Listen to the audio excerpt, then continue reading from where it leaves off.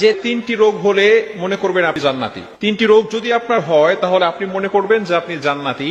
কারণ অনেক সময় দেখা যাচ্ছে যে আমরা রোগ হলে হতাশ হয়ে যাই, আমরা নিরাশ হয়ে যাই যে আল্লাহ পাক রব্বুল আলামিন শুধু আমাকেই দেখে, এত রোগ আমার, একের পর এক রোগ আসতেছে, একের পর এক অসুস্থতা বেড়েই যাচ্ছে। অনেক সময় দেখা যাচ্ছে যে আমরা আল্লাহ তাআলার উপর অভিযোগ করে বসি। খবরদার, এটা কখনো করা যাবে না। অসুস্থতা হচ্ছে আল্লাহ তাআলার সবচেয়ে বড় একটি নিয়ামত।